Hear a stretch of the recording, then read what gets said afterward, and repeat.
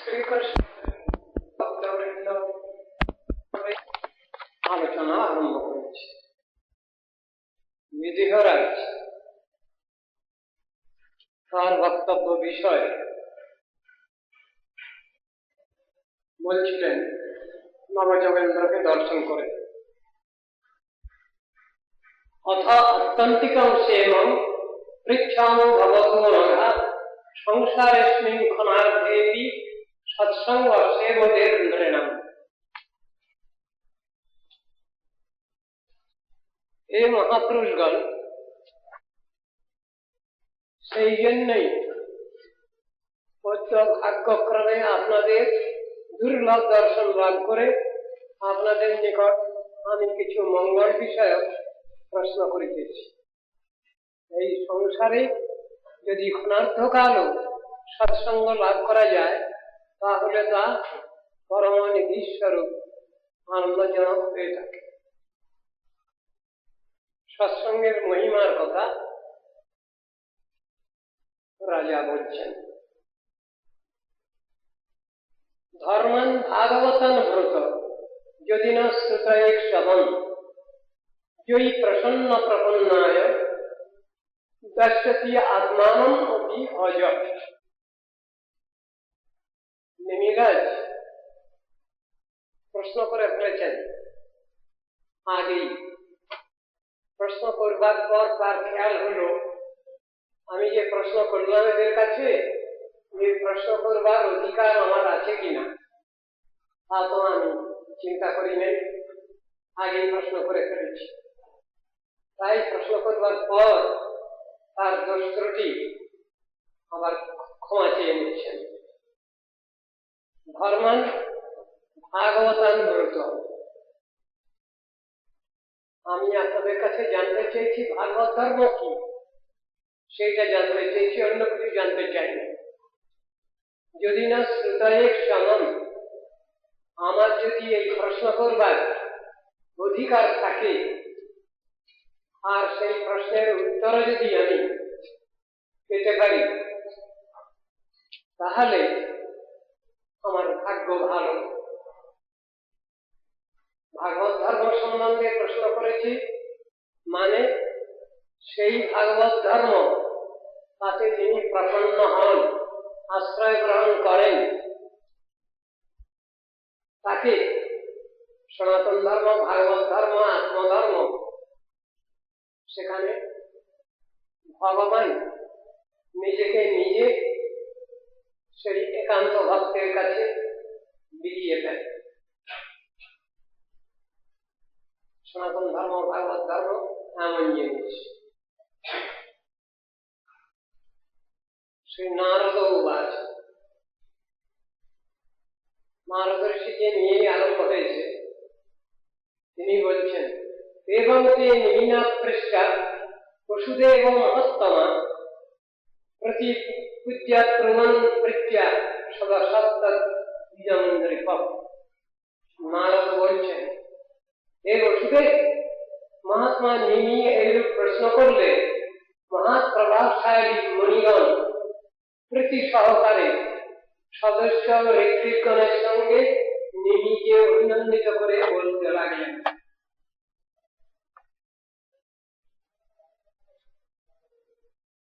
প্রশ্নটা ভগবত বিষয়ক প্রশ্ন হয়েছে বলে এরাও খুব আনন্দিত হয়েছেন। আনন্দিত হয়ে যে প্রশ্ন করেছেন সেই প্রশ্নের উত্তর দিচ্ছেন। শ্রী কবির উবাচ, 9 জন কবির মধ্যে যিনি প্রথম কবি ঋষি, তিনি ওই প্রশ্নের উত্তর দিচ্ছেন। মন্যে কুতশ্চিৎ অভয়মচ্যুতস্য পদাম্বুজোপাসনমত্র নিত্যম উদ্বিগ্ন বুদ্ধে রসদাত্মভাবাৎ বিশ্বাত্মনা যত্র নিবর্ততে ইতি।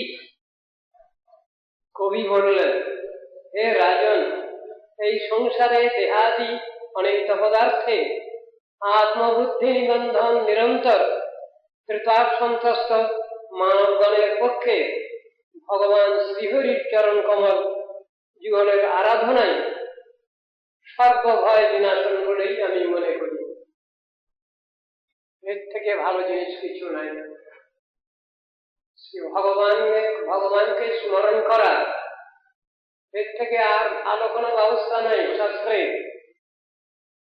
এতে কি হবে? সমস্ত বিঘ্ন, বাধা বিঘ্ন সব অপসারিত হবে, বিদূরিত হবে। ভগবত কথা আলোচনা, তাহলে ভগবানের শরণাপন্ন হতে হবে, এই কথাই শাস্ত্রের নির্দেশ। ভগবানের শরণাপন্ন হতে হবে, এছাড়া আর কোনো ব্যবস্থা নাই। এই সংসারে যত দুঃখ কষ্ট, জ্বালা যন্ত্রণা, বিপদ আপদ যত কিছু আছে, সবটা থেকেই রক্ষা পাওয়া যাবে যদি ভগবানকে আমরা স্মরণ করি। শ্রী ভগবানের নাম যদি নিরন্তর আমরা কেটে কেটে যদি করতে পারি, তাহলে আমাদের পক্ষে পরম মঙ্গল। যে বই ভগবতা প্রক্তা উপায়াচ্ছাত্মলব্ধায়ে অন্যঃ পুংসাম অবিদুষাম বিদ্ধি ভাগবতান হিতান। ভগবান অজ্ঞ জনগণেরও অনায়াসে আত্মলাভের জন্য যে সকল উপায় শাস্ত্রে নিরূপণ করেছেন, তাহাই ভাগবত ধর্ম বলে জানবেন। ভাগবত ধর্ম মানে আত্মধর্ম, নিত্য ধর্ম, সনাতন ধর্ম। জন আস্থায় নরো রাজন ন প্রমাদ্যেত কর্হিচিৎ ধাবন নিমিল্যমান নেত্রে ন স্খলেত ন পতেদিহ। হে রাজন, ওই সমস্ত ধর্ম অবলম্বন করলে মানব কখনো বিঘ্ন কর্তৃক বাধিত হন না। কোন মানুষের কোনো অসুবিধা হয় না, কোনো বাধা বিঘ্ন আসে না। নেত্র নিমিলন পূর্বক ভাবিত হলেও, অজ্ঞাত সারে কোনো কর্ম করলেও তিনি স্খলিত হন না, প্রত্যবায়গ্রস্ত, ক্ষতিগ্রস্ত বা পতিত হন না। তাহলে সনাতন ধর্মের মহিমা হচ্ছে এটা। যারা সনাতন ধর্ম আশ্রয় করবেন, ভাগবত ধর্ম আশ্রয় করবেন, তাদের কোনো অসুবিধা হবে না। সেই কথা শাস্ত্র জানিয়ে দিচ্ছেন। এতে লোকসানের কোনো কথা নাই, সবটাই লাভ। আমরা যে কোনো কাজ আরম্ভ করি না কেন, তার আগে যদি চিন্তা করি এ কর্মের ফলটা কি, তাহলে আমাদের বুদ্ধিমত্তা প্রমাণিত। আর কর্মের ফল বিবেচনা না করে যদি আমরা কর্ম করতে থাকি, তাহলে বোকামি করা হয়। সেই কথা এখানে বলছেন, আগে থেকে জেনে নাও তুমি যে কাজ করছো তুমি, সে কাজেতে কি লাভ আছে, কতটা লাভ আছে, সেই অনুসারে তোমার ফলটা মিলবে। তুমি যদি কৃষ্ণ ভজন করো, কৃষ্ণ আরাধনা করো, তাহলে তোমার সবটাই ভালো, সবটাই মঙ্গল, সেই কথা বলছি। আর যদি মূল মালিককে বাদ দিয়ে সংসারে শুধু বৃথা সময় নষ্ট করে, যদি শুধু খাওয়া থাকা পারা নিয়ে ভগবত চিন্তা বাদ দিয়ে, তাহলে তোমার সবটাই পণ্ডশ্রম, বৃথাই। কায়েন বাচা মনসেন্দ্রিয়ৈর্বা বুদ্ধ্যাত্মনাত্মানুসৃতস্বভাবাৎ করোতি যৎযৎ সকলং পরস্मै নারায়ণায়েতি সমর্পয়েৎ তৎ। মানব বিধিবশত অথবা স্বভাবের প্রেরণাবশত কায়, মন, বাক্য, ইন্দ্রিয়, বুদ্ধি এবং চিত্ত দ্বারা যে সকল কর্মের আচরণ করেন, তৎসমস্তই পরম পুরুষ নারায়ণের উদ্দেশ্যে সমর্পণ করবেন। কর্ম আমরা করি বটে, কিন্তু কর্মের যে বাহাদুরি, সেই বাহাদুরিটা আমরা নিজেরাই রাখতে চাই। সেখানে বলছেন, শাস্ত্র শেখাচ্ছেন, কর্মের ফলটা কি তা যখন তুমি জানো না, তাহলে নির্ভর করো, ভগবানের উপরে নির্ভর করো। তিনি তোমার হিতাকাঙ্ক্ষী, মঙ্গলাকাঙ্ক্ষী, কল্যাণকামী। তিনি বুঝে সুঝে তোমার জন্য ভালো ব্যবস্থা দেবেন। এই জিনিসটা আমাদের হয় না। কেন হয় না? ভগবানের সঙ্গে পরিচয় নেই আমাদের, পরিচয় হারিয়ে ফেলছি আমরা। সেই পরিচয়টা আবার নূতন করে করতে হবে। ভগবানের সঙ্গে আমাদের সম্পর্ক স্থাপন করতে হবে। গুরু বৈষ্ণবগণ ভগবানের সঙ্গে সেই সম্পর্ক স্থাপন করিয়ে দেন পুনরায়। তার জন্য আমরা তাদের কাছে ঋণী। নিজেদের দ্বারা, চেষ্টার দ্বারা তো কিছু হয় না, সেই কথা বুঝাচ্ছে। আমরা কায় মনোবাক্যে যেসব কর্ম আচরণ করি এই সংসারে, সেগুলো ভগবানের প্রীতিজনক হওয়া চাই। হে ভগবান, তুমি খুশি হও, এই ভাবটা থাকবে, তাহলে আমাদের প্রতিটি কর্মেরই ফল ভালো হবে। আর মূল মালিককে বাদ দিয়ে আমি যা কিছু করি, যা কিছু বলি, সবটাই বিফল হয়ে যায় ভগবত কৃপা ছাড়া, ভগবত সম্বন্ধ ছাড়া। সেই কথাটা বুঝাচ্ছেন এখানে।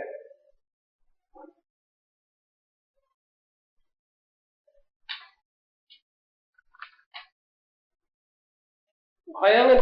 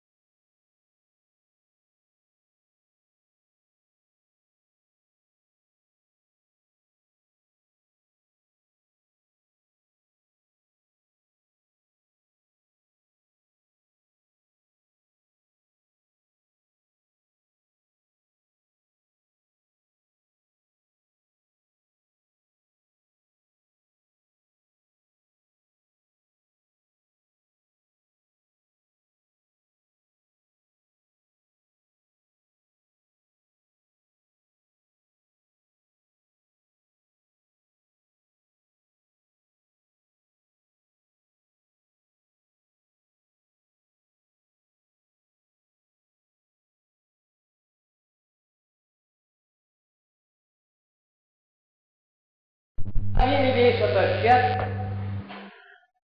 ईषादपेतस्य विपर्जय स्मृति तन्मायातबुध आवजेत्तं भक्तैकयेशं गुरुदेव तत्मा। যে ব্যক্তি ভগবানের প্রতি বিমুখ, ভগবানের মায়া বলে তাহারই স্বরূপ বিষয়ে তার বিস্মৃতি ঘটে থাকে। তার থেকে আমি দেহ এই জ্ঞানরূপ যে বিপর্যয়, তা থেকে দ্বিতীয়াভিনিবেশ অহংকার ও তাহা হতে যাবতীয় ভয়ের উপস্থিতি হয়। সুতরাং বিবেকী ব্যক্তি গুরুদেবকে পরমারাধ্য দেবতা ও প্রিয়তম জ্ঞানে কামনান্তরহিত হয়ে অনন্য ভক্তি সহকারে সেই ভগবানকে আরাধনা করবেন। এক কথায় সবগুলো এর ভিতরে বলে দিল। গুরুদেবকে পরমারাধ্য জেনে তার আনুগত্যে তিনি ভগবত ভজন করবেন। কিভাবে করবেন? তার উপদেশ নির্দেশ অনুসারে করবেন। এতে বোঝা যাচ্ছে এই বাক্যের দ্বারা গুরু ছাড়া হয় না। গুরু ছাড়া গৌরাঙ্গ ভজি সে পাপী নরকে মজি, কথাটা আছে। গুরু ছাড়া গৌরাঙ্গকেও ভজন করা যায় না, গুরু ছাড়া কৃষ্ণ ভজন হয় না। সুতরাং গুরু বৈষ্ণবগণকে সাধন ভজনে উৎসাহদাতা এবং প্রতি কর্মেতেই তাকে প্রয়োজন, এই জিনিসটা আমাদের সকলকেই বুঝতে হবে। গুরু বৈষ্ণবের কৃপা ছাড়া গৌর ভজন কৃষ্ণ ভজন কখনো হতে পারে না।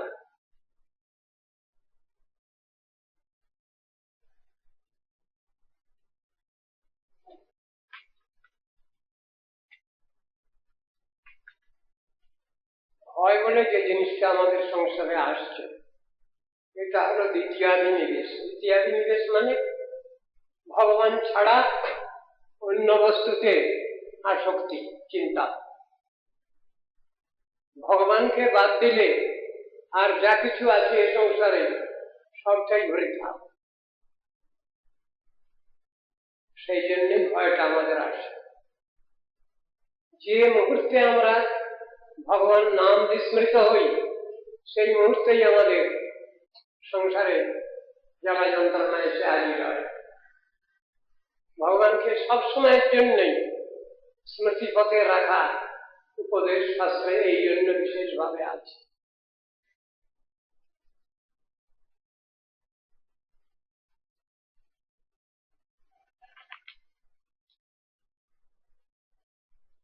शृण्वन् सुभद्राणि प्रथन्वपानि निर्जनवानि कर्माणि न त्यजानि लोके जितानि नामानि तदर्थकानि गायन विरज्यो विचरेण संग। शृण्वन् सुभद्राणि रथांगपानेर्जन। रथांगपानि যে ভগবান কৃষ্ণ, তার পরম মঙ্গলময় যে নাম, রূপ গুণ লীলা কথা, সেইগুলো লজ্জা ঘৃণা ভয় ছেড়ে সবসময় আলোচনা করতে হবে, কীর্তন করতে হবে, অনুশীলন করতে হবে, অভ্যাস করতে হবে। সেই কথা বলছে। তা তো করতে হবে, কিন্তু লজ্জা করে। ঠাকুরকে ডাকতে গেলে তিলক করতে হয়। তিলক করলে মুখে সমালোচনা করবে, সমালোচনার ভয়। শিখাসূত্র রাখতে লজ্জা করে। বলছেন এসব লজ্জা করলে হবে না, তাহলে ঠাকুরকে ডাকা হবে না। যদি দুনিয়াদারি চাই আমি, তাহলে ঠাকুর দূরে রইলেন। আর যদি কৃষ্ণকে ভালোবাসি তাহলে দুনিয়ার লোক ওটা চায় না। কখন চায়? শেষ অবস্থায়, তখনও বাধা আছে, তখনও বাধা আছে। একজন লোক তিনি নাম দীক্ষা চাইছেন। যখন তিনি শুনলেন যে আমার ক্ষোভটাকে ফেলে দিতে হবে, তিনি এগোতে পারলেন না। সেখানে প্রশ্ন হলো যে ভগবান বড় না আপনার ক্ষোভটা বড়? শাস্ত্রের বিচারগুলো বুঝতে হবে আমাদের। ভগবানেরই উপাসনা করবো আমরা, সেখানে চক্ষু লজ্জা, লোকলজ্জা এসবের অপেক্ষা করলে হবে না, ভগবানকে ডাকা হবে না। ভগবান দূরে করে পড়ে রইলেন, হবে না।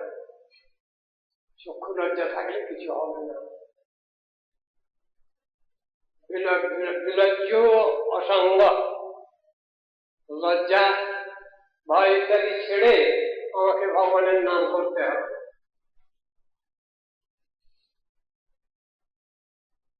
বাড়ির সবাই চায় না আমি ভগবানের নাম করি, তাহলে বাদ দিতে হবে। তাদের বুঝাতে হবে, তাদের জানাতে হবে, তথ্য সিদ্ধান্ত জানাতে হবে, বুঝাতে হবে। এই জগতের মানুষ সব জেনে শুনে তো সব আসে না, এই জগতে এসেই তাদের তো শিক্ষা লাভ করে। আমরা কতটুকু কি শিখেছি, কতটুকু কি জেনেছি, কিছুই জানি না। যতটুকু শিখেছি, যতটুকু জেনেছি আমরা এই সংসারে, সবটাই গণ্ডগোলে। ভালো কিছু শিখতে পারিনি, ভালো কিছু নিতে পারি নাই। সংসারে যারা ভগবানকে ভালোবাসেন, তার অনুগত হয়ে চলেন, গুরু বৈষ্ণবের অনুগত হয়ে চলেন, তাদের কি ভালো হয়, কতটুকু ভালো হয়, সব সম্বন্ধে আমাদের বাস্তবে কোনো অভিজ্ঞান নাই, কিছুই জানি না আমরা। সেদিক দিয়ে আমরা সব থেকে বোকা। এই বোকামি নিয়েই সংসারে আমরা চলছি সবাই। কিন্তু অহংকার আছে আমাদের খুব। আমরা অনেক কিছু জেনেছি, অনেক কিছু বুঝেছি। যা জেনেছি, যা বুঝেছি সবই জাগতিক কিছু, পার্থিব জগতের কিছু। অপার্থিব জগতের, বৈকুণ্ঠ জগতের কিছুই জানি না, কিছুই বুঝি না। যদি কেউ কৃপা করে, দয়া করে আমায় জানিয়ে দেন, বুঝিয়ে দেন, তখন আমি কিছু জানতে পারি, শিখতে পারি, বুঝতে পারি। এই তো বিচারের কথা।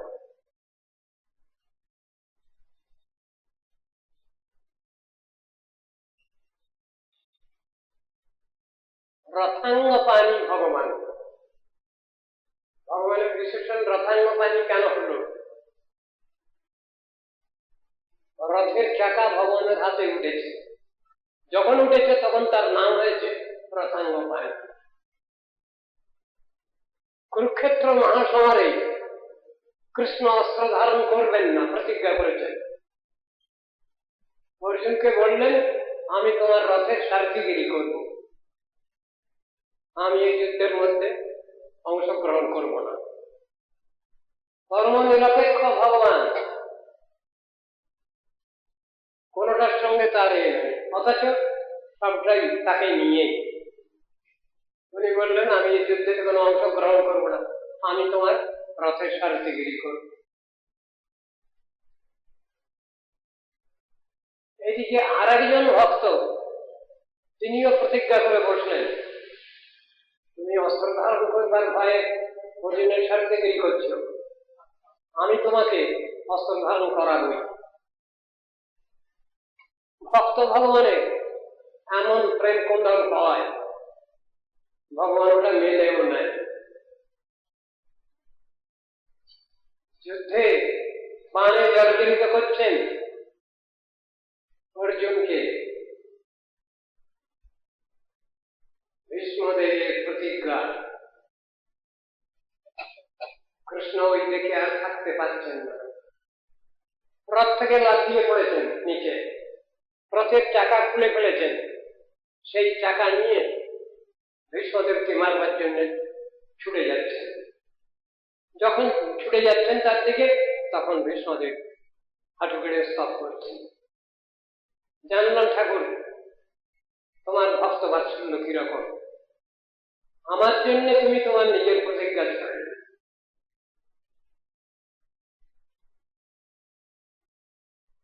ভক্ত ভগবানের প্রেম কোন, যে ভগবানকে চিনবে সেই প্রেমময় ভগবানকে, ভক্ত বৎসল ভগবানকে কে চিনবে জানবে। আর ভক্তই বা কেন এমন প্রতিজ্ঞা করেন তিনি জানেন, ভগবানই জানেন, আমাদের তো বুঝবার বিষয় নয়। কেন ভক্তকে ভালোবাসেন এবং ভক্তই বা কেন ভগবানের পরে পূর্ণ নির্ভর করেন, এটা তারা উভয়ই বুঝতে পারেন, আমাদের বুঝবার ক্ষমতা নাই। যদি আমরা চেষ্টা করি বুঝতে, তাহলে আমাদের জীবন ধন্য, সেইটাই বোঝানো আছে। রথাঙ্গ পানি মানে রথের চাকা যখন তার হাতে উঠেছে, তারই জন্মকর্ম, তারই নাম রূপ গুণ লীলা কথা আরো আলোচনা। এটা করতে গেলে পার্থিব জগতের লজ্জা ঘৃণা ভয় ছেড়ে দিতে হবে। ওরা যদি ছাড়তে না পারি তাহলে কিছুই হবে না আমাদের। দুনিয়াদারিটাকেই যদি আমরা বড় বলে মনে করি, তাহলে ভগবানের শরণাপন্ন হওয়া হলো গেল না। আমি বঞ্চিত হলাম, এই শাস্ত্র বলছেন বঞ্চিতস্মি বঞ্চিতস্মি বঞ্চিতস্মি ন সংশয় বিশ্বং গৌররসে মগ্নম স্পর্শোপি মম না ভবৎ। প্রদানন্দ সরস্বতী পাদ বলছেন আমি তো বঞ্চিত হচ্ছি। বাংলায় শুনতে পাওয়া যায় কেন বঞ্চিত হও চরণ। আমরা ইচ্ছা করেই ভগবত সাধন ভজন থেকে দূরে সরে যাচ্ছি, ইচ্ছা করে। ইচ্ছা করে কেউ নিজের খারাপ করে, কেউ জেনে শুনে? হ্যাঁ করে, সেই কথাই বলছেন। ইচ্ছা করে নিজের খারাপ কেউ নিজে করে না, কিন্তু আমরা নিজেরা ইচ্ছা করেই নিজের খারাপটা করি। এর জন্য আমরাই দায়ী, অন্য কাউকে দায়ী করলে হবে, ওটা আমাদেরই দোষ। এবং ব্রতশ্চ প্রিয় নাম কীর্তিয়া যতানুরাগ সুচিত্ত উচ্চৈ হসত্তথো রোদি রোদিতি রৌতি গায়ত্তুন্মাদবম নৃত্যতি লোকবাচ্য। ভগবানকে যিনি একমাত্র আশ্রয় বলে জেনে নিয়েছেন, বুঝে নিয়েছেন, তিনি ছাড়া কিছুই জানেন না এই জগতে, সেইরূপ যে ব্যক্তি তার নাম হল প্রেমিক ভক্ত। তার অবস্থাটা কিরকম হয় এই শ্লোকে ব্যাখ্যা করছেন। যতানুরাগ, ভগবানের অনুরাগ বৃত্তি হয় তার, আর ভগবত চিন্তা ধ্যান ধারণায় তিনি কখনো হাসতে থাকেন, কখনো কাঁদতে থাকেন, কখনো নৃত্য কীর্তন করতে থাকেন।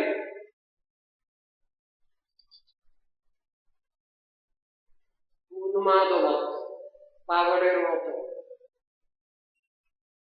লোকবাচ্য, পাছে লোকে কিছু বলে এসব চিন্তা ভাবনা নেই তার, সদ্গত চিত্ত, অন্যদিকে তার কোনো নজর নেই।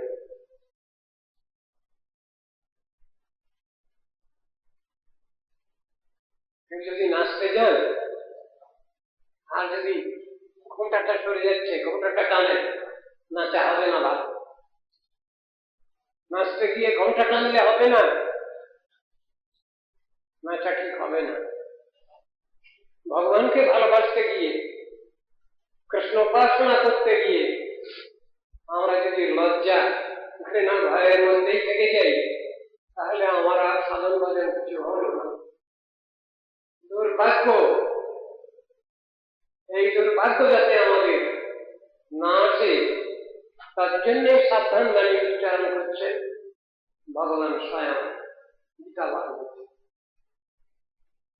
তার কি উপদেশ, নির্দেশ, শিক্ষা, সেগুলো সম্পূর্ণরূপে আমাদের গ্রহণ করে আমাদের জীবনযাত্রার পথে চলতে হবে।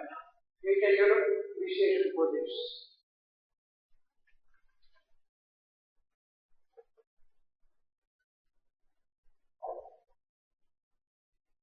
ভক্তি পরিচানুভব বিরক্তিরন্যত্র চৈষত্রিক এককাল প্রপদ্যমানস্য যথাস্নতস্যু তুষ্টি পুষ্টি ক্ষুৎপায়োভাষণ।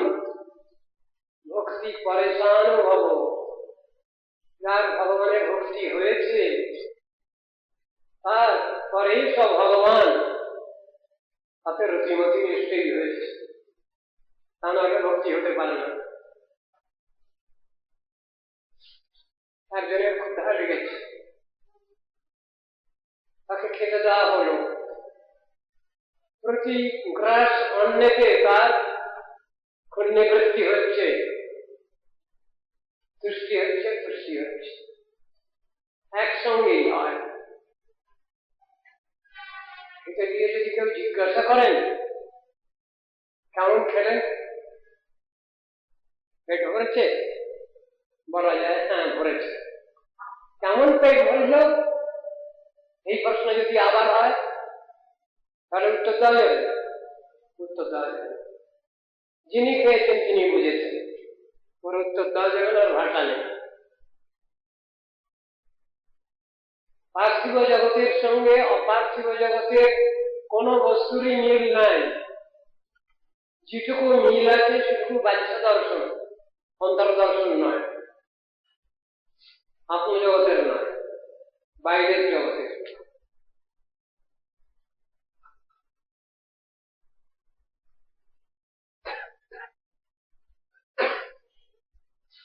প্রেমাস্পদ ভগবৎ স্বরূপ স্ফূর্তি এবং ইতর বিষয়ে বৈরাগ্য ভাবত্রয় অনুভূত হয়। প্রেমলক্ষণা ভক্তি এক, প্রেমাস্পদ ভগবৎ স্বরূপের স্ফূর্তি এবং ইতর বিষয়ে বৈরাগ্য, এই তিনটা হয় একসঙ্গে, কোনটাকে কোনটা ছেড়ে নয়, একসঙ্গে যাবে, ওটা নিয়ম।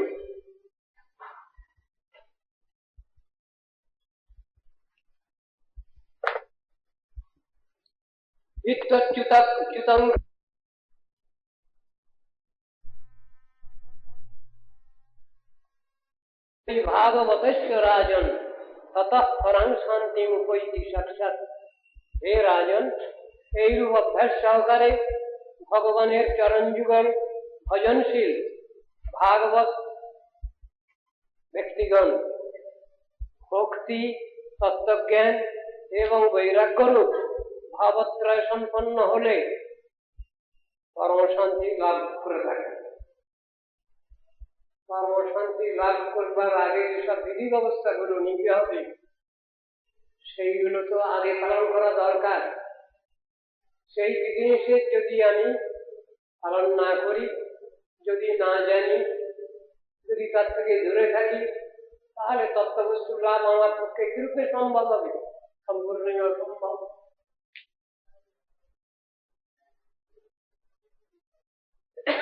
সেই রাজও আছে। অর্থাৎ ভাগবতং ভূত যদ্ধর্ম যদৃশোন্দ্রেণম যথাচরতি যদভৃতে জৈর্লিঙ্গৈর ভগবৎ প্রিয়।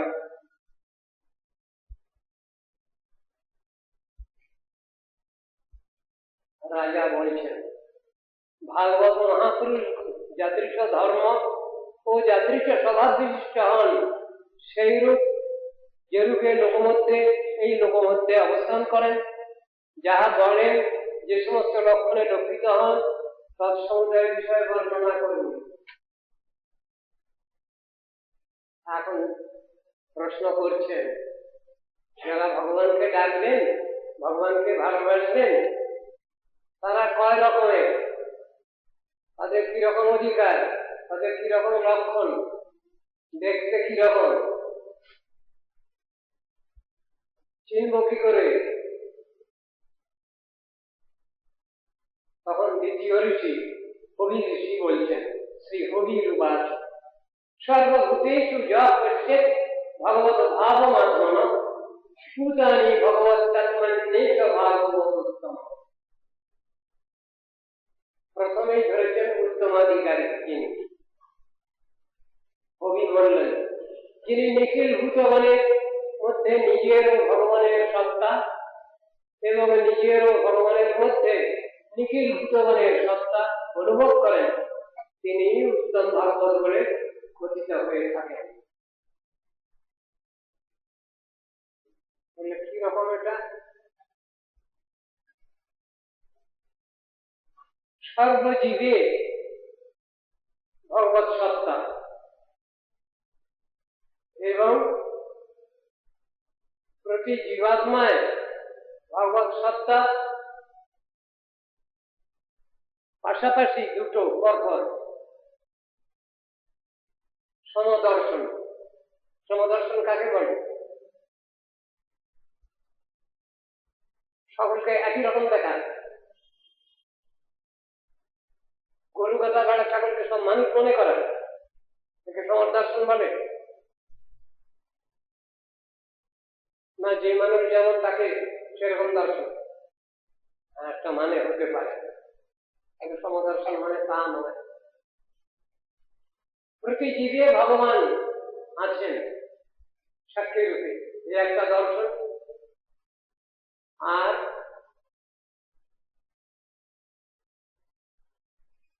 ভগবানের প্রতি জীবের সত্তা আছে এই দর্শন। ওইটা দেখে তাকে সম্মান করা। সমদর্শনের উদাহরণ দিয়েছেন গীতার মধ্যে, বিদ্যা বিনয় সম্পন্নে ব্রাহ্মণে। আর কে? কবি আসতেনি। কবি একজন ব্রাহ্মণের মধ্যে সমদর্শন করছেন, একটা গাভীর মধ্যে সমদর্শন করছেন, একটা হাতির মধ্যে সমদর্শন করছেন, শুনিচৈব সপাকেচ, একটা কুকুরের মধ্যে ভগবত দর্শন করছেন, একটা চন্ডালের মধ্যে সমদর্শন করছেন। পণ্ডিতা সমদর্শী, এরা হলেন পণ্ডিত। যারা সমদর্শী সাধু তারাই হলেন বাস্তব পণ্ডিত। আর যত লোক আছে সবই অপণ্ডিত, মানে মূর্খ। এ দর্শন কি সকলের হয়? হবে? হবে না তো। এই দর্শন সকলের পক্ষে হওয়া সম্ভব নয়, কিন্তু শাস্ত্র শিখাচ্ছেন সমদর্শন কাকে বলে।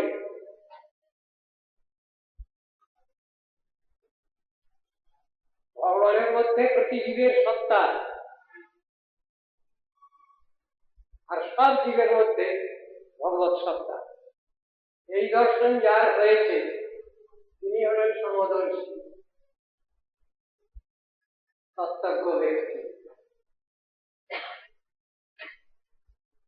এই দর্শন সাধারণ হয়, বিশেষ অধিকার, ভগবানের বিশেষ কৃপা লাভ হলে তবে এই সমদর্শনের অধিকারটা আছে। সমদর্শী সাধু, তার কথা এখানে বলছেন, তিনি হলেন উত্তমাধিকারী। জগতে তিনি আছেন, কিন্তু জগতের থেকেও তিনি জগতের কোন বস্তুতে তিনি আসক্ত নন।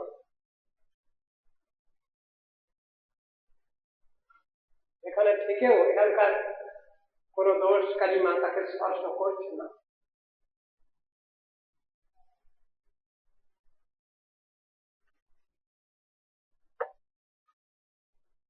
ঈশ্বরে তদধীনেষু বালিশেষু দিশস্যু চ প্রেম মৈত্রী কৃপোপেক্ষা যঃ করোতি সমর্থম। ঈশ্বরে প্রেম, ততদিন ভক্তে মৈত্রী, বালিশ মানে বালিশে কৃপা আমরা করি না, রাত্রে বালিশে কৃপা করতে আমরা সবাই রাত্রে, ওই বালিশ নয়। বালিশ মানে অজ্ঞ, বোকা, অতাত্ত্বিক, তাকে বলে। তার প্রতি দয়া, স্নেহ, মমতা। দিশাস্যু সেখানে কি বলছে? উপেক্ষা, তার সঙ্গে কোনো সম্পর্ক রাখতে হবে, করা যাবে? সাংসারিক জীবনে পারবে না, কিন্তু যদি কেউ বাস্তব ক্ষেত্রে অসংসারী হন, ভগবত প্রিয় ভক্ত হন, তিনি পারবেন।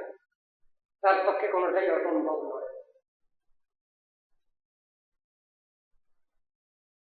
মধ্যমাধিকারীর লক্ষণ বলছেন, তিনি কি করেন? ঈশ্বরের প্রেম। এই প্রেম শব্দটা অন্য জায়গায় ব্যবহার হয় না, এটা যত্রতত্র ব্যবহার করা চলে না।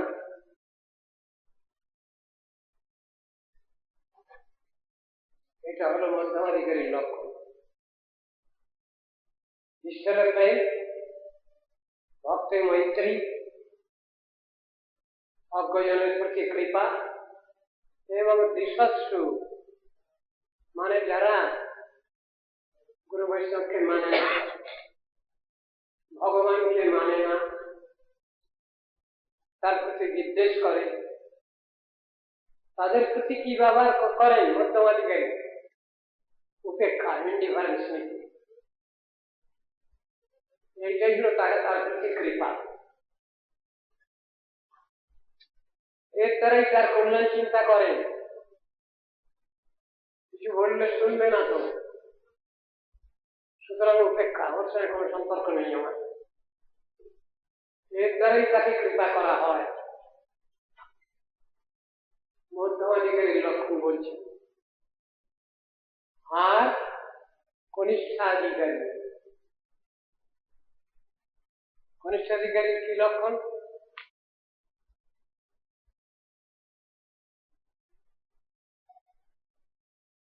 अर्चयामेव हरये पूजन श्रद्धये हते न तद भक्तिषु चन्येषु स्वभक्त प्राकृत स्मृत। এই কনিষ্ঠ ভক্ত বা প্রাকৃত ভক্ত খাতায় নাম লিখিয়েছেন, কাজ আরম্ভ হয়েছে, কিন্তু কিছু করে উঠতে পারেননি। মোটা বুদ্ধি আছে, সূক্ষ্ম বুদ্ধি আসেনি, ভক্তি রাজ্যে প্রবেশ করেও করেননি তিনি, বাস্তব ক্ষেত্র তার আসেনি। সেই রকম লোক ঠাকুরের সেবা পূজা করেন তিনি, পূজন শ্রদ্ধায় আছে, শ্রদ্ধা করে তিনি ঠাকুরের পূজা করেন। পূজা করছেন এমন সময় যদি কোন বিশেষ অধিকারী বৈষ্ণব তার গৃহে এসে হাজির হন, এমনকি স্বয়ং তার গুরুদেবী এসে হাজির হন, অবুঝ ব্যক্তি তিনি, তিনি বলে দিতে পারেন বসতে দাও।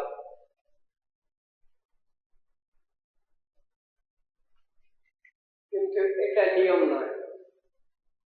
স্মৃতি শাস্ত্রের নিয়ম হলো, আমি ঠাকুরের পূজা করতে বসেছি, সেই সময় যদি কোনো বিশেষ বৈষ্ণব এসেছেন, আমার গুরুদেব এসেছেন, তখন ওরকম বলা চলবে না। পূজা রেখে দিয়ে আসতে হবে, এসে তাকে অভ্যর্থনা জানাতে হবে, তার প্রতি যত কর্তব্য আছে সে কর্তব্য সব সমাধান করতে হবে।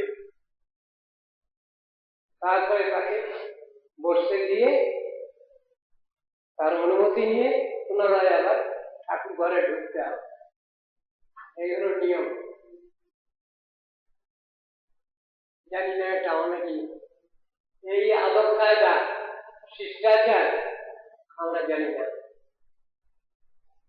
ঠাকুর ঘরে পূজা করতে বসলেও আমাকে উঠে আসতে হবে, তাদের পা ধুইয়ে দিতে হবে, তাদের পূজা করতে হবে, সব করে তাদের বসিয়ে তাদের পুনরায় অনুমতি নিয়ে আবার ঠাকুর ঘরে ঢুকতে হবে। কনিষ্ঠাধিকারী বৈষ্ণব, প্রাকৃত বৈষ্ণব যিনি, তাদের এই সব দোষগুলি থেকে যায়, বোঝেন না। আমার ভক্তের পূজা আমারইতে বড়, বেদ পুরাণেতে ইহা কহিলাম দড়, দৃঢ় করে বললাম আমি। তাহলে কিরকম জিনিস? ভগবান নিজে বলছেন আমার পূজাটা বড় নয়, আমার থেকে আমার ভক্তের পূজা বড়। আগে তার পূজা করো, তাকে ভালোবাসো, তার প্রতি শ্রদ্ধা জ্ঞাপন করো, তারপরে আমার কাছে আসবে। পার্বতী দেবী প্রশ্ন করেছেন শিব ঠাকুরের কাছে, আমরা কার আরাধনা করব? কি বললেন শিব ঠাকুর? আরাধনা নামে সর্বেশাম বিষ্ণুর আরাধনা করো, ভগবানের আরাধনা করো। বুঝলাম, এর থেকে আর বড় কথা কিছু আছে? বলে হ্যাঁ আছে। তস্মাৎ পরপরম দেবী তদীয়ানাং সমর্চনম। এর থেকেও বড় কিছু আছে যদি জিজ্ঞাসা করো তাহলে আমি বলবো যে ভগবানের পূজা থেকে ভগবত ভক্তের পূজা বড়। কেন?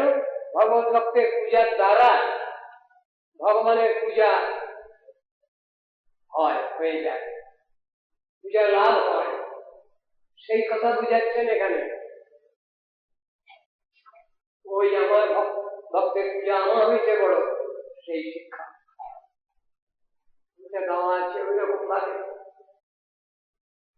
ভক্তের পূজা করলে ভগবান খুশি হন। বাচ্চাকে হাতে ধরে নিয়ে কোনো গৃহস্থ বাড়িতে গেছেন মা, বাচ্চার হাতে দুটো মিষ্টি দিলে মা খুশি হয়, তাকে না দিলেও। ঠিক তদ্রূপ ভগবান এবং ভগবত ভক্ত। ভগবান বলছেন আমাকে দিতে হবে না, আমার একান্ত নির্জন যিনি তাকে দাও, আমি খুশি।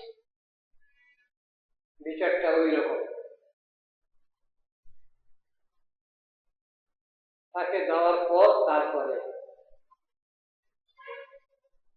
গুরু পূজার সর্বাগ্রে শাস্ত্রে বলা আছে যে কোনো অবস্থায় আদৌ গুরু পূজা। কৃষ্ণ দীক্ষা আদি শিক্ষণ প্রথমটা কি? কৃষ্ণেন গুরুর সেবা সাধু বর্তমানুবর্তমানম, আদৌ গুরু পূজা।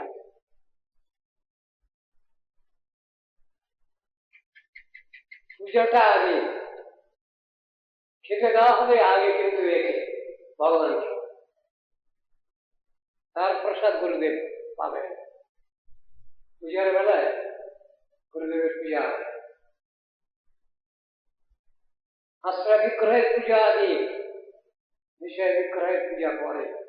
আশ্রয় বিগ্রহের আনুগত্যেই আমি বিষয় বিগ্রহের পূজা করছি, চিন্তাটা ভাবনাটা এইভাবে থাকবে। পূজা আমি করতে পারি না, আমি তো জানি না কিছু, গুরুদেবই পূজা করেন। আমি অর্জন করলেও আমার গুরুদেবই অর্জন করেন। আমি কি করব? সব দ্রব্যাদি জোগাড় করে সংগ্রহ করে দেবো, পূজা তিনি করবেন। হৃদয়ে ভাবটা থাকবে আমি গুরুদেবের প্রস্তি তার আদেশ নির্দেশ পালন করছি। আমি পূজা করতে পারি, অহংকার যদি আসে তাহলে পূজা হলো না। বিচারের কথা এটা। আমার হাতে ঠাকুর পূজা গ্রহণ করবেন কিনা এটা বিবেচনার কথা।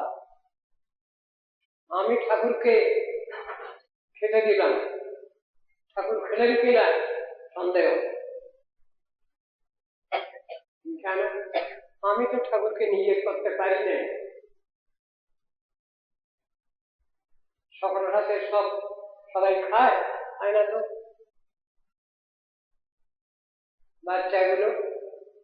সব বাচ্চাগুলো মায়ের হাতে খায় না। কোন বাচ্চা মাটির হাতে খায়, পিসির হাতে খায় ভালো, মায়ের হাতে তত ভালো লাগে না। ভগবত ভক্তের বেলায় ভগবান ওইরকমই করেন। যদি আমার শ্রদ্ধা থাকে, ভক্তি থাকে, তাহলে তো আমার হাতে খাবেন।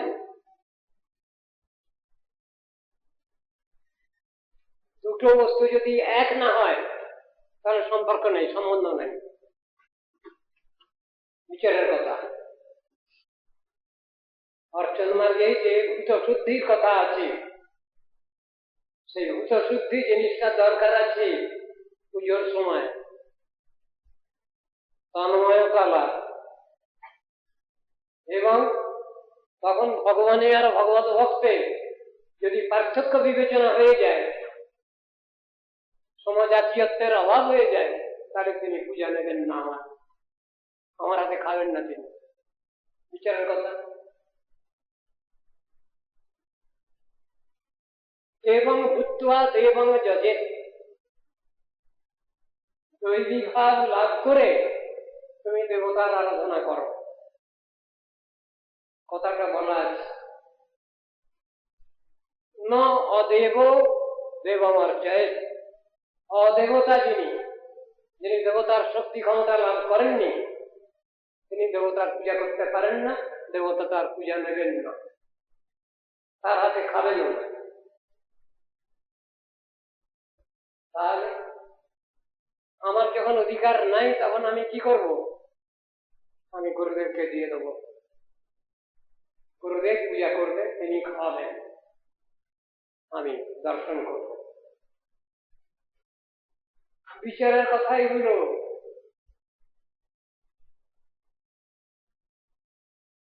দাদাগ্নি পান করেছেন কৃষ্ণ, খেলাধুলা করতে গেছেন, ভান্ডির বনে গাভী গোবৎস নিয়ে চড়াতে গেছেন কৃষ্ণ বলদেব।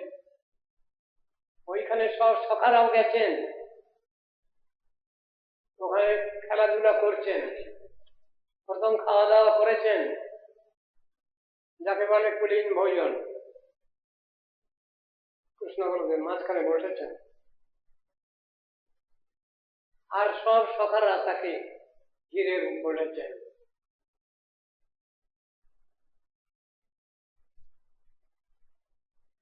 কৃষ্ণের কি কোনো পিছন দিক ছিল না? গোল হয়ে বসেছেন। আমরা যদি ওই রকম বসি তাহলে আমাদের তো পিছন দিকটা থাকে। আপনারা সব আমার সামনে বসেছেন, আমার পিছনে বসেননি। দেখবো শুনবো দুটোই। ওখানে কৃষ্ণ সখা সব গোল হয়ে বসেছে, কৃষ্ণ মাঝখানে বসে আছে। তার চাহনিটা কিরকম? সব দিকে, তার পিছন দিক নাই। আমাদের বেলায় পিছন দিক আছে, পিছনে যদি কেউ ভেঙচি দেয় আমি জানতে পারবো না, দেখতে পাবো না। ওখানে কৃষ্ণের পিছন নাই, সব সখারা দেখছেন কৃষ্ণ আমার দিকেই তাকিয়ে আছে। ঐশী শক্তি, ঐশী ক্ষমতা ভগবানের, যে ক্ষমতা সকলের হবে না, হয় না। দর্শনটা ওই রকম। সেই জন্যেই কৃষ্ণকে চারিদিকে তার গোল হয়ে বসেছে, সবাই দেখছে কৃষ্ণ আমার দিকে তাকিয়ে আছে। আশ্চর্য ব্যাপার, যেটা সাধারণে হবে না, এটা অসাধারণ ব্যাপার। তো সেখানে বাবাগ্নি ঘিরে ধরেছে সখাদের, গাভী গোবৎস চিৎকার করছে, আমাদের বাঁচাও বাঁচাও বলছে। কৃষ্ণ বলদেবকে ডাকেনি, অন্য সময় ডাকে, একদিন এমন হয়েছে ডাকেনি তারা, বাহাদুরি, নিজেদের বাহাদুরি, আর গিয়ে বিপদে পড়েছে। না ডাকলে কি হবে, ভগবানের দায়িত্ব তো আছে। কৃষ্ণ বলদেব পিছনে পিছনে গেছে, ওরা সব চিৎকার করছে, দাবাগানি পুড়িয়ে মারলো আমাদের, আমাদের রক্ষা করো, বাঁচাও। কৃষ্ণ কৃষ্ণ মহাবাহু হে রামামোঘ বিক্রম তবাগ্নিনাথ ক্ষমানন, আমাদের রক্ষা করো তুমি। কৃষ্ণ বলদেব আসছেন না সামনে, কান্নাকাটি আরম্ভ হয়ে গেছে। মানবীবান করছে, আমরা কি কোনো অন্যায় করেছি? সখারা বলছে মনে মনে, চিৎকার করে বলছে, আমরা কি কোনো অন্যায় করেছি তোমার প্রতি? অন্যায় তো নিশ্চয়ই করেছ, কেন তোমরা বলে আসনি? ওইটি তো অন্যায় হয়ে গেছে। কোনো ডাকেই আসছেন না। যখন সখারা বলছে তন্নাথস্তৎপরায়ণ, এই কথা যখন বলেছে, তখন কৃষ্ণ বলদেব এসে হাজির হয়েছে। তার মানে পূর্ণ শরণাগত, পূর্ণ আত্মসমর্পণ যখন দিচ্ছে সখারা, তখন সাহায্য দিচ্ছেন। সাহায্য তার আগে আসে না, চরম অবস্থায় আসে। সেখানে দাবাগ্নি থেকে রক্ষা পেয়ে সেখানে বলেছেন কৃষ্ণ, তোমরা সবাই চোখ বোঝো, পাঠ শুনবার সময় যদি চোখ বোঝেন আপনারা, তাহলে আমি নাচার মুশকিলে পড়ে যাব। এখন চোখ বুঝবেন না আপনারা। কৃষ্ণ কিন্তু সখাদনকে বললেন তোমরা চোখ বোঝো, মানে উনি যা করবেন তা দেখতে দেবেন না ওদের। কেন দেখতে দেবেন না? এর আগে এরকম দুই একবার ঘটনা ঘটেছে যাতে বিপদ হয়েছে ওদের। কৃষ্ণের নিজের যে নালিশ করে দেয় মা যশোদার কাছে, ব্রহ্মণ্য কাঠের মাটি খেয়েছে কৃষ্ণ, যে নালিশ করে দিয়েছে মা যশোদার কাছে। মা যশোদা বললেন, কিরে তুই খেতে পাস না, তোকে খেতে দেওয়া হয় না, তুই মাটি খেয়েছিস বলছে সখারা। সখারা সব নালিশ দিয়েছে মা যশোদার কাছে, কানাই আজকে অনেক মাটি খেয়েছে। কৃষ্ণ বললেন মুশকিলে পড়ে গেছি, বলদেবকে জিজ্ঞেস করো। বলদেবকে জিজ্ঞেস, আরে বলাই কানাই মাটি খেয়েছে? হ্যাঁ মা মাটি খেয়েছে, কিন্তু কেন খেয়েছে তা আমি জানি না, খেয়েছে। কিন্তু বলাই যখন সাক্ষী দিয়েছে তখন তো নিশ্চয়ই সত্য ঘটনা। লাঠি নিয়ে এসছে, মারবেন বলে, হা কর, আমি যদি মাটি খেয়েছি তো মাটি থাকবে তো মুখে, দেখো হা যখন করেছেন তখন মা যশোদা কৃষ্ণের মুখের মধ্যে অনন্ত বিশ্ব ব্রহ্মাণ্ড সব দেখলেন। মা যশোদাও তার মুখের মধ্যে, অবাক কাণ্ড। এইসব ফেলকি টেলকি দেখিয়ে কোন রকমের মারের হাত থেকে রেহাই পেয়েছেন। আজ আবার যদি ওদের সামনে যদি আবার আগুন খেয়ে পাবেন, আবার গিয়ে মারিশ দেবে। সেই জন্য বলে তোমরা সব চোখ বোঝো, আমি ব্যবস্থা নিচ্ছি। চোখ বুঝার সঙ্গে সঙ্গে সব দাবাগ্নি তিনি মুখে খেয়ে ফেলবে। দাবাগ্নি খাওয়া যায়? মাটি, মাটির বিকার, অন্না দিয়ে আমরা খাই, ছিটি হক জল পান করি, মরুত বায়ু সেবন করি আমরা, বন আকাশ ব্যাপক আমাদের মধ্যে আছে। আগুন আমরা খেতে পারি না। ভগবান অগ্নিপান করে জগৎকে শিক্ষা দিলেন আমি সবটাই পারি, তোমরা যেটা না পারো আমি পারি ওটা। আগুন খেয়ে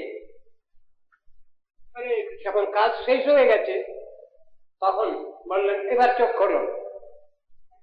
চোখ খুলেই সব সখারা দেখছে আগে যেখানে ভান্ডির বনে খেলাধুলা করছিল তারা সেইখানে তারা বসে আছে, আর তাদের গাদি গোবস্ত্র সব ঘুমোচ্ছে। সব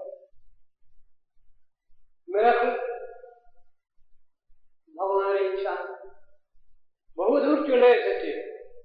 বলে যেতে যে কৃষ্ণ গোচারণ করছেন, হিসাব করলে দেখা যায় কোন কোন জায়গা থেকে কোন জায়গায় 20-50 মাইল দূর। এগুলো কি করে সম্ভব হয়েছে? 50 মাইল যাওয়া যায় গোচারণে, কিন্তু কৃষ্ণ তো গেছেন এক বন থেকে আরেক বনে। বর্ণনা আছে ভাগবতে। এটা কি করে হয়েছে? যোগমায়ের শক্তির দ্বারা হয়েছে। কৃষ্ণের যে লীলাদিস্থানী শক্তি যোগমায়া, তার দ্বারাই তিনি এসব অসাধ্য সাধন করেন। সেইটাই হয়েছে। সবগুলো বুঝতে হবে, আমাদের সব ক্ষমতা নাই। তাহলে সখাগণ যে অহংকার করছিল আমরা মরি নাই কেন জানো? নিজেরা নিজেরা বলা বলি করছে আমরা মরি নাই কেন? হ্যাঁ, আমরা অমর কৃষ্ণের সখা, সেই জন্য আমরা মরি নাই। এই আমরা মরি নাই কেন, এটার মধ্যে ওদের কোনো অহংকার নেই। খাঁটি সত্যি কথাই বলেছে তারা। আমরা বললে আমাদের অহংকার হবে, কিন্তু সখাদের কোনো অহংকার হয়নি। তারা ঠিক কথাই বলেছে। কেন? ভূত সত্যি তাদেরই যথার্থ হয়েছে সেই ভাবটা। ভগবান থেকে অভিন্ন আমি, তার জাতীয় বস্তু আমি, এই বুদ্ধিটা ওদের হয়েছে। সেই কথাই তারা বলেছে। তারা মিথ্যাবাদী নয় সখারা। আমরা বললে আমরা মিথ্যা কথা, আমাদের মিথ্যাবাদী বলবে লোকে। কেন? আমরা তো ওই বিচারে প্রতিষ্ঠিত নয়। বিচারগুলো এইরকম আছে সব শাস্ত্র। হরে কৃষ্ণ।